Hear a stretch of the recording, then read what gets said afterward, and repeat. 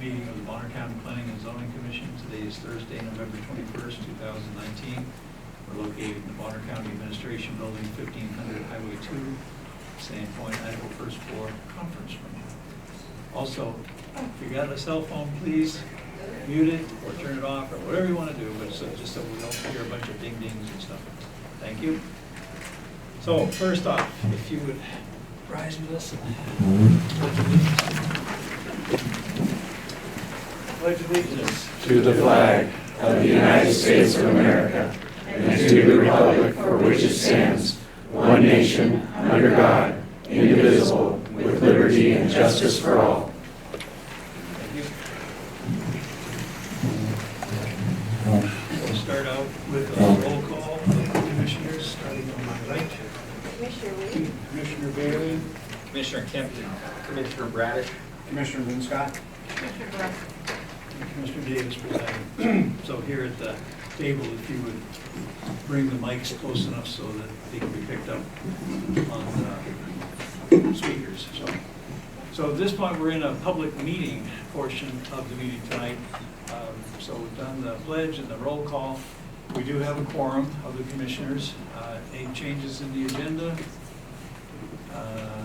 Actually, so we do. What we're going to do once we get there is to, as you saw on the agenda, there's 3 variance files that are scheduled for tonight. We're going to take those forward to a date, time certain to hear them rather than tonight. So, any other announcements by staff or okay, from the commission? So part of the meeting is a consent agenda to consider the minutes of the November 7th Planning and Zoning Commission meeting. Has everyone had a chance to review those? Any needed changes, corrections? Okay, then I will declare that those are complete. And sign them off.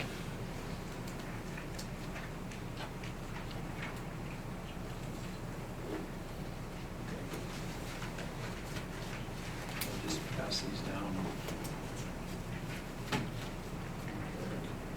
All right. So that concludes our consent agenda. And that takes us then into the scheduled 5:30 public hearing. So, first thing, up there on the screen, you'll see what we call our procedures. It is like a court proceeding. The process is the staff will give a report on the cases, then answering questions from the planning commission members, clarification or questions that didn't seem to be covered by the presentation. Then we'll open it to public testimony. And the fact that various of you have signed in does or doesn't mean that you are set to testify. If you want to, what I'll do is call for anyone who wants to testify to stand. So you don't have, oh yeah, we do, okay. If you could move up to the podium, because then it'll be recorded, and give us your name and address for the record. And then also you'll notice there's a clock up here on the counter, and with the number of people anticipated to be testifying, let's see if we can keep it to 3 minutes. That thing will go off and tell us that 3 minutes is up, and I'll have to, I hope I don't have to remind anybody to cut their stuff off in 3 minutes. So, so with the public testimony, whether or not you're for or against the amendments or whatever, then we're going to take notes, and the planning department up here at the counter desk will be paying attention to the testimony too, and they'll give the staff opportunity to respond to some of the comments, whatever, it's up to them. And then after that's done, there is no second round of testimony. We'll just cut off the testimony, full staff and public at that point. And then it'll be, so it's closing the hearing portion, and then that'll be open to deliberation on the commission. So also, if anyone needs any assistance in participating, hearing, seeing, getting up to the podium, let us know, and we'll see how we can help you with that. Any conflicts of interest on behalf of or things to disclose on the commission for this case? And okay, So based on that procedure, the first thing we'll do is to have the staff give a presentation on, oh, excuse me, we've got to deal with, yeah, they're listed in this order, but let's deal with the variances first. So we have 3 variance cases, as I said. Files B0018-19, waterfront setback variance. File B002219, front yard setback and waterfront setback. And file B0023-19, side yard setback variance. We need to move those to a date and time certain. So if someone would make a motion to that effect. Mr. Chairman, this is Commissioner Kempton. I move to continue files B0018-19 and B0022-19 to a date and time certain of November 26, 2019 at 5:30 p.m. and files B0023-19 to a date and time certain of December 5th, 2019 at 5:30 p.m. here at the County Administrative Building in this conference room. Okay, we have a motion on the floor to move these files, the 3 files mentioned, to dates and time certain, both November 26th and December 5th. Is there a second to that motion? Commissioner Reed, I second. Okay, we have a motion and a second. Any further discussion on the motion? Hearing none, we'll take a vote. All in favor of the motion say aye. Aye. Any opposed say no. Motion carries. So those 3 cases are taken off the agenda tonight and put on those aforementioned agenda dates. Thank you. So was anyone here specifically for those variances? Okay, seeing none, good, thank you. All right, so that does take us then to the remaining file on the agenda at 5:30, which is file AM0. I did that. Okay, we're just going through the procedure again, asking again if anybody needs any help participating or any conflicts of interest on these cases or this case. Anyway, so file AM0007-19, amendment to text, Bonner County Revised Code Title 12. And as the procedure says, the staff will give a presentation on the case. Thank you. Good evening, Commissioners, staff, and public. Pleasure to be here this evening. The Planning and Zoning Commission has conducted a work session on this topic and has talked about it previously on the best way to address recreational vehicles in Bonner County. I just wanted to take just a minute. We could spend hours on this topic right here. I wanted to just show how the zoning ordinance is guided.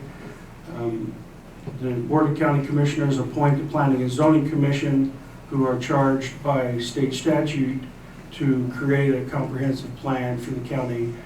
Back in 2005, the land use section of the comprehensive plan was updated.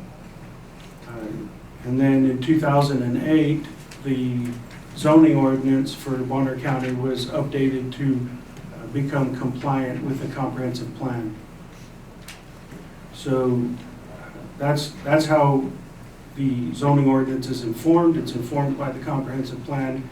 Ordinance changes need to show that they are compliant with that plan. Currently, in Bonner County, a property owner is allowed maximum residential density of 1 dwelling unit per minimum lot size. So if you are in an R5 zone, 5-acre zone, you're allowed 1 dwelling unit. If you're in a AF20 zone, agricultural forest 20-acre minimum, you're allowed 1 dwelling unit per minimum lot size.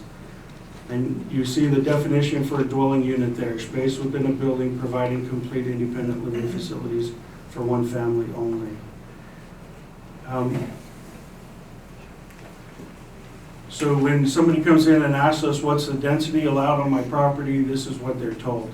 For a single family dwelling unit, you can have 1 on that property. If a person has a 20-acre parcel in an R5 zone, they can have up to 3 residences on that property. In the early 70s and 80s, they did not allow, the ordinance did not allow an ADU, but allowed a guest home, 600 square foot, no kitchen, 2-bedroom guest home on every property. That ordinance changed, and the ordinance now allows a dwelling unit, accessory dwelling unit called an ADU, permitted in all zones except the industrial. There's a section of the code, 12-490, that talks about ADU standards. And either one guest home or one accessory dwelling is permitted per lot or parcel. So the density allowed on a piece of property in Bonner County is one single-family dwelling and one ADU. If somebody came to the county and wanted to put an RV on their property or a tiny home and call that a single-family dwelling or an ADU and got a building location permit for that, we would permit that as a permanent structure at their request.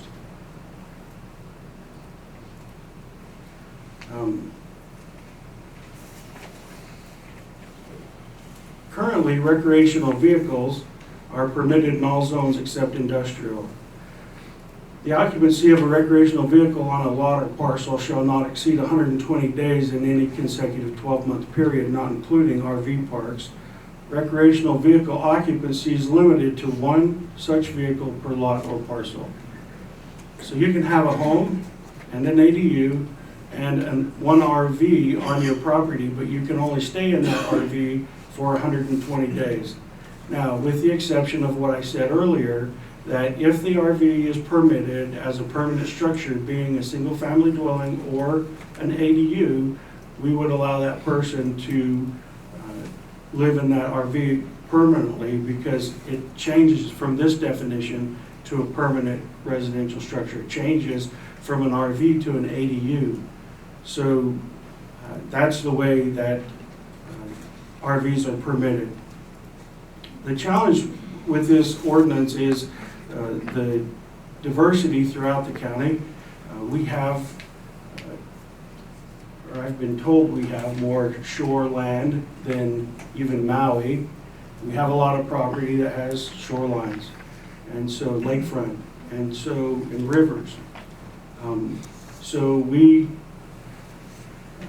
have lots of concern from folks about where RVs are allowed to go. We also have lots of property that are large acre parcels. We have folks that want to come up and build on their property and live in an RV while they build on their property. Personally, I have been considering that option as well. The challenge is the ordinance says 120 days. The other challenge with this ordinance is it says occupancy shall not exceed 120 days. That's really hard to verify. And so staff has been discussing this with the Planning and Zoning Commission on the best way to address this ordinance. And so we've seen several iterations of how this should be, and I wanted to point out that we had originally made some changes that you saw in orange, and then if you're following on the ordinance that's here, there's some new language proposed that's written in blue. But the first proposal is to eliminate this sentence completely, eliminating the restriction of 120 days on a parcel for an RV. The second sentence, recreational vehicle occupancy is limited to one such vehicle per lot or parcel. We tried to put together something that would allow, that would indicate that permanent RV use is allowed. And the Planning Commission talked about what is the best way to address this, and determined that allowing 2 permanent RV spaces on the property would be the most appropriate way to address this. Now, we've had some comments, a phone call or two suggesting that this language needed to be adjusted as well. And so that sentence was rewritten to read, each lot or parcel is limited to 2 permanent accessory RV parking spaces. Standards in Montana Revised Code 12-496 shall apply. Temporary, meaning less than a year, or intermittent use of an RV does not apply. See accessory RV parking space definition. The point of this change, and in discussion in the work session with the Planning and Zoning Commission, the discussion was there was not an interest in limiting temporary use on a property. Again, because of the difficulty on how to enforce and follow up on that. And so we thought that, staff thought that leaving that out would take care of that, but we had comments asking us to define specifically temporary use as not being a part of this code, which is fine, it's there. No problem there. Now, what is an accessory RV parking space? So, what the ordinance is concerned about in the comprehensive plan, following the comprehensive plan, is the location of a permanent structure on property.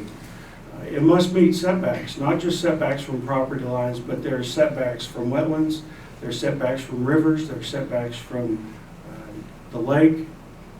There are setbacks, there's not setbacks, but there are regulations on building in FEMA floodplains and floodways. And so there's regulations regarding those things that need to be followed. FEMA is the floodplain regulations that the federal government has us enforce. So the idea was that we would identify we would allow a property owner to identify 2 permanent RV parking spaces on their property. The concern in the discussion in the work session with the Planning and Zoning Commission was, should it be on an established pad or not? And the agreement was that it should not be it does not have to be on an established pad or inside a structure. It can be inside a structure if somebody chose to put it inside a structure. But we needed something to indicate permanency. And so typical with that, one would assume that if it was permanent, that it would have electrical, water, and sewer to that permanent structure. But I understand. I grew up in an area with lots and lots of 40-acre parcels, and I understand living off-grid. Electrical can be provided through solar or wind. There was actually commercial wind where I came from. Water and sewer hookups. Water can be hauled. Sewer can be addressed in lots of different ways. Panhandle Health has regulations that allow the sewer to be addressed in lots of different ways. So we took out the word hookups to clarify that, and we added the words which may be complete. So it doesn't have to have electrical, water, and sewer hookups. It may be complete with those hookups. And it may be on an established pad or inside a structure.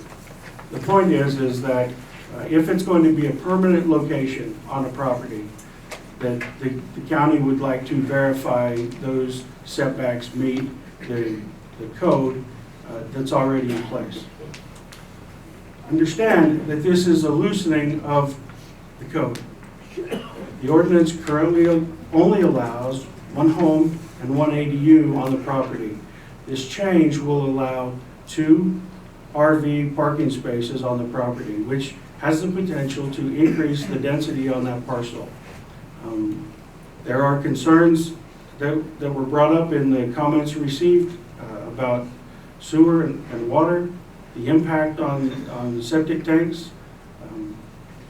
We, the county, choose to leave those responsibilities to the property owner. The property owner is responsible for taking care of those permits with Panhandle Health for sewer. We leave that to them. If their septic system is at capacity and they want to add 2 parking spaces on their property, they will need to work with Panhandle Health to fix that. To address that is the appropriate word. The county does not get involved in that discussion. So we went further to try and clarify what an accessory RV parking space is. Just to clarify how it will be addressed. The RV use is limited to 2 permanent RV parking spaces per lot or parcel. Required, if you're going to have a second RV spot, would require a minimum of 1 acre. Again, we're talking about density. We're talking about 4 residential living structures on a property. And so 1 acre, the impacts to that property, are they being properly addressed? So access, roads, sewer, water, can that property handle 4 permanent residential living structures on that parcel? So that's why the minimum of 1 acre is there for 2. Each RV parking space requires a building location permit. We have talked about staff changing that building to RV location permit. Thank the newspaper for that suggestion. An RV location permit would be more appropriate. It would be less fees. It would not require 2 inspections like currently for a building location permit requires 2 inspections. An RV location permit would likely only require 1 because all we're checking is setbacks to verify that those setbacks are met. We occasionally find when we go to a property that when they stake out the property, they've staked out a place that ends up being inside the setbacks. And so folks have to move their homes, and they have to move the locations of their homes and their ADUs. That is why we verify setbacks.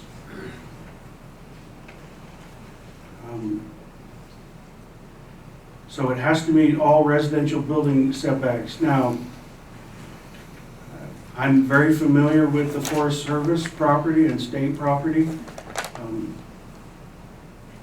And so we felt that it would be appropriate to lessen the setbacks up against those property lines. Now, we've not received any comments from the Forest Service or the State Land Department concerned about those setbacks. I'm pleased with that.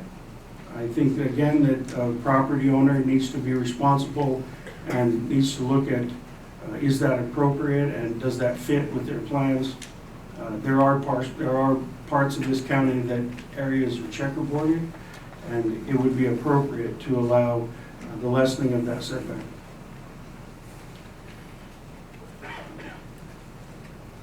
Each RV parking space, they can be inside a garage or under a snow roof. The permit would be there would not be double permits. If somebody wanted to permanently park and use an RV inside a garage or under a snow roof, that would be the permit they get. There would not be double permits, only 1. Shall not be used as a vacation rental. That's currently in the code, BCRC 12484. When the board adopted the vacation rental ordinance a couple years ago, that regulation was put in place. Now, understand that's talking about, when that says shall not be used as a vacation rental, it's talking about the use of the RV. The ordinance also says that if a person rents out 2 RV parking spaces, it's considered an RV park. And so in the definition section of an RV park, the ordinance says an RV park is renting 2 or more spaces. So that's where that's addressed. RV parks and campgrounds.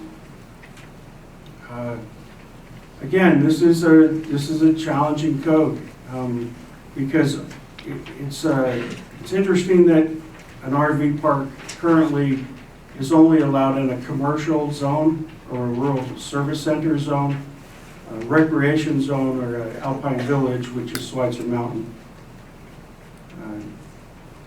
The properties that are zoned commercial, it just seems that an RV park would be appropriate in the rural or the agricultural forest zones. So as the Planning and Zoning Commission discussed this in the work session, they talked about what standards would be appropriate. So let me see if I can try and explain how this works. A conditional use permit does not mean that a use is allowed outright. It does not mean that the use is absolutely permitted, that somebody can do that. They have to apply for a conditional use permit. That permit requires a public hearing with the Planning and Zoning Commission, notice to the neighbors, and allows for comments from agencies to review that permit application. So the conditional use permit process seemed like a reasonable solution to allowing RV parks in the agricultural, forest, and rural zones, because the conditional use permit process requires that the conditional use permit is in compliance with the comprehensive plan. So staff does an analysis of the application that the person turns in, the property owner turns in, to make sure that it complies with the comprehensive plan. This is another reason for the importance of the comprehensive plan. As the county is out working with sub-areas, creating sub-area comprehensive plans, that's the urgency and the importance of those plans, is it helps to identify where uses such as this may be located. I don't know that I need to go through all of the rate standards or regulations for an RV park or campground. Some of the key points is it talks about the design and the density of the RV park. It limits it to 5 units per acre. It allows the opportunity for 100% campground to meet that as well. So a person could ask for 5 units per acre and 5 campsites per acre on their property. The challenge that any applicant is going to have with an RV park and a campground is utilities. Everywhere in this county, somebody comes and asks, what can I do with property? The challenge always is going to be, how do you address the utilities, the sewer and the water? And so there are limitations by those. While 5 units per acre may seem like a big number, it's not, because again, as you start to address sewer and water, there are limitations to that. As it starts to grow, the number of units start to grow, it becomes more restricted by the ability to address sewer and water. So along with that, you see RV parks greater than 25 units shall follow the standards of the PUD ordinance. That's because above 25 units, it becomes a little more complicated for development. So a little more review. So again, yards and spacing, you see the access needs to be on roads, parking, all of these standards have to be addressed in the application to the Planning and Zoning Commission.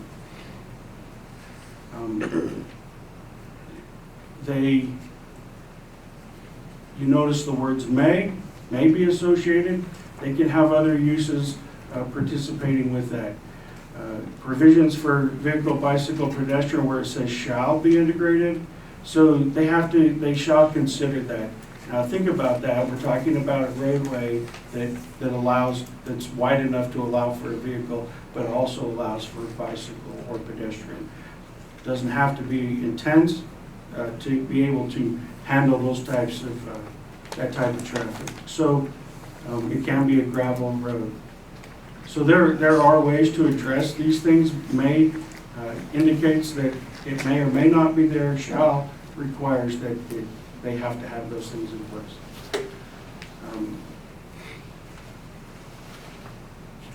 So I think that the Planning and Zoning Commission worked diligently on this, and the recommendations that came up with this, I think, are well thought through. They meet the intent of the comprehensive plan.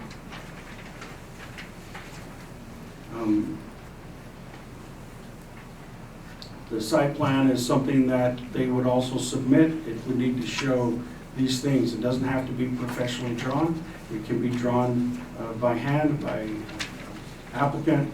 So there is no requirement for professional drawings for these things. It can be done individually. I stated these things, that conditional use permits required, public hearing required, notice to the neighbors. It must not conflict with the comprehensive plan. There's the code in the ordinance 12-223 that the conditional use permit has to comply with the comprehensive plan. So again, we had an application 6 months ago for basically a tiny home resort in a recreation zone. It's a permitted, or it's not a permitted, it's a conditional use. Neighbors came to the meeting and asked for certain requirements. The Planning and Zoning Commission denied the application. Those things do happen. Not everything gets approved.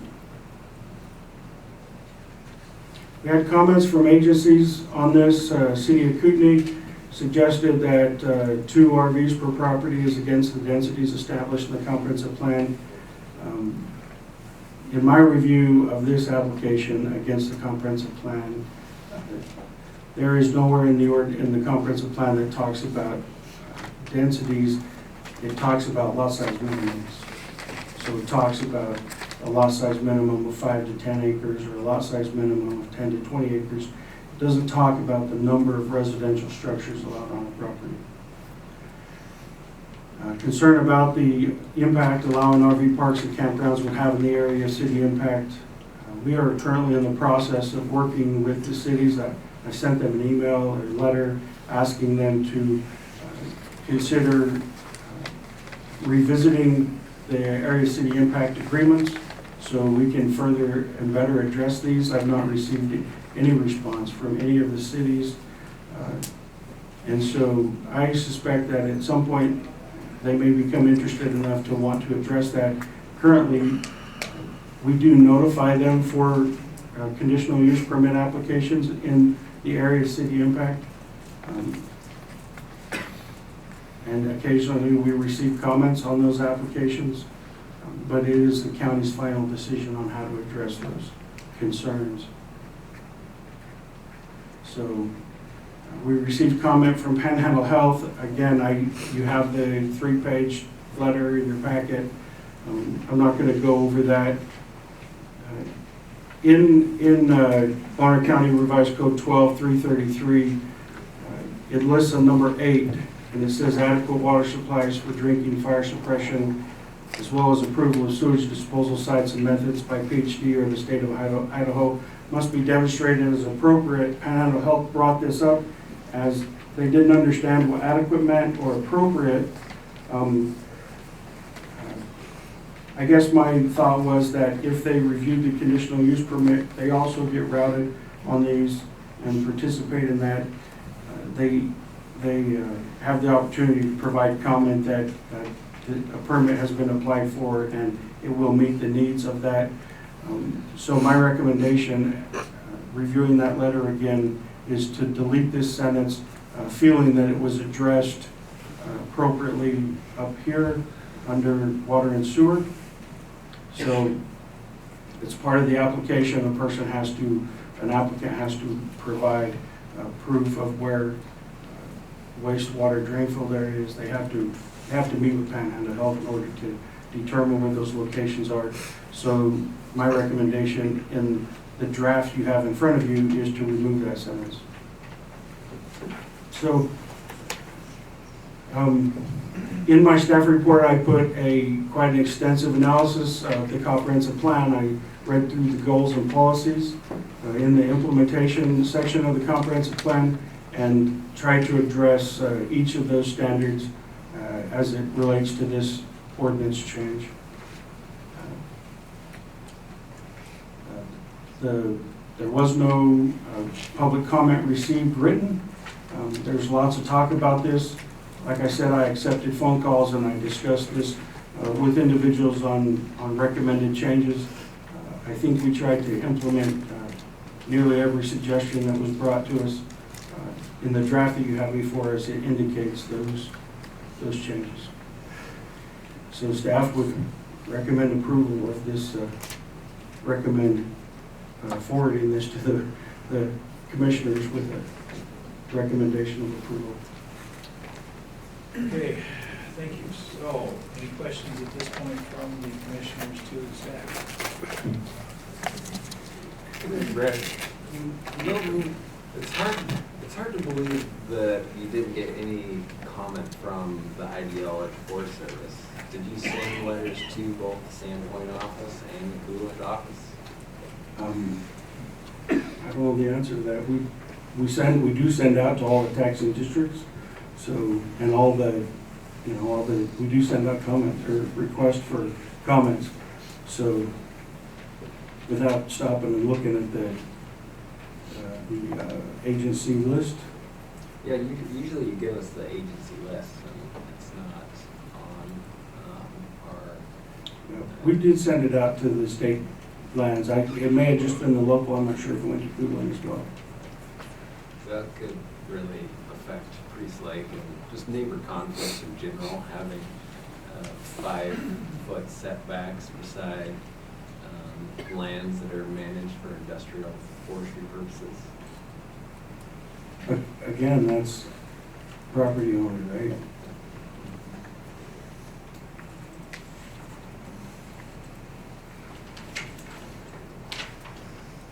Any other questions for staff? I got one. Milton, on the definition, let me make sure I have the right one.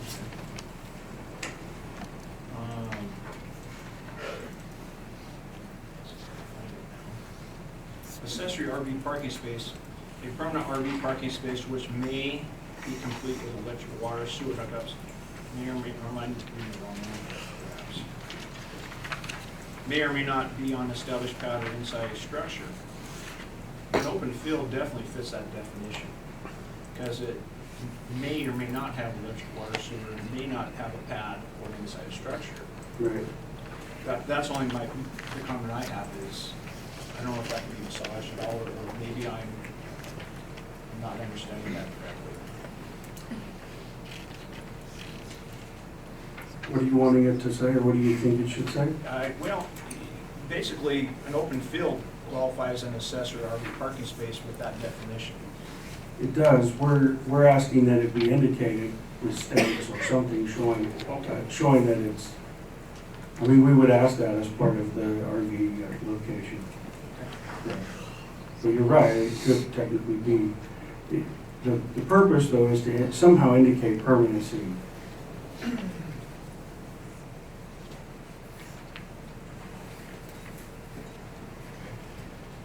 Other questions for staff at this point?